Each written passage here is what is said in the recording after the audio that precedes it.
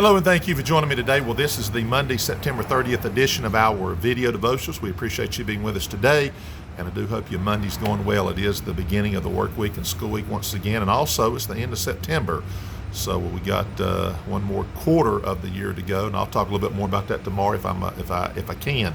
The reason why I say that is I'm out here underneath our church canopy and by our church van, and if you can see behind me, we're loading up supplies to take to our North Carolina mountains to the west of us, about 3 hours west of us. I'll be heading out tomorrow with these needed supplies to the devastated, I mean literally devastated areas. There's a church in Marion, North Carolina that I've been familiar with for some time, but I talked to them today and told them we're headed that way, and she told me, of course, some things that were needed.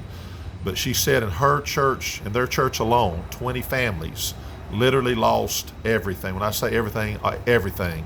And then, of course, all the areas. There's people they can't get to.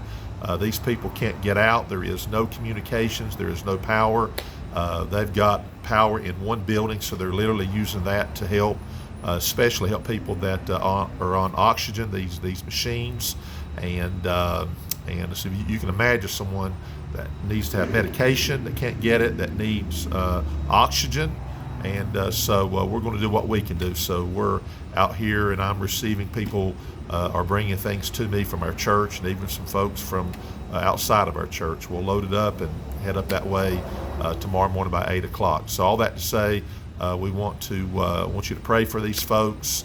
And as you watch the news, sadly the death toll is above 100. It's probably going to be much higher than that as they get to people that just you can't get to right now.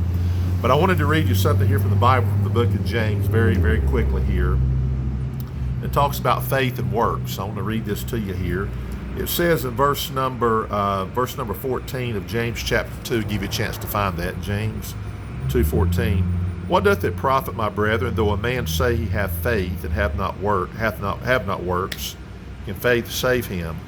If a brother or sister be naked and destitute of daily food, and one of you say unto them, Depart in peace, be ye warmed and filled, notwithstanding ye give them not those things which are needful to the body, what doth it profit? Even so faith, if it hath not works, is dead being alone. Yea, a man may say, Thou hast faith, I have works. Show me thy faith without thy works, and I will show thee my faith by my works. Now, I know in the Bible that salvation is about faith and not works at all. This is talking about people that see and hear us say things like, I'm a Christian. So suppose someone comes to me and says, I understand you're a Christian. I say, yes, I am. And they say, I am hungry. And I say, let me pray for you. And I pray some big, great prayer and say, I pray this person gets something to eat. God bless you and have a nice day. Let me tell you how that person judges me, rightly or wrongly. I'm not saved because I feed people, and I'm not unsaved because I don't feed people. What James is talking about here is what people see. And if I say to this person, I'm going to pray for you to get something to eat, how about if I say, well, let me go get you something to eat, and I buy them food, take them somewhere where they get some food. In that man's eyes, that man says, you must be a Christian. Now again, I'm not saved because I feed people. I'm saved because of Jesus Christ. But what the teaching here is, my faith does produce works, though. I do good things for people because I have faith. And I'm not going to heaven because of my works. And I'm not going to heaven because of my faith plus my works. I'm going to heaven. And the Bible's very plain to this. The book of Romans and Galatians is very clear about that. When you talk about somebody that wants to see your faith, though, that's what it's talking about. In the eyes of people, you're saved because of what you do, because they can't see your heart. In the eyes of God, I'm saved because he sees my heart, and he understands I put my faith in Jesus, and it's not my works alone. That's very clear. But I'll say this in relation to going up into the mountains. If I went up there and said, you know what, we're praying for you, they would accept that. They would say, well, we appreciate that.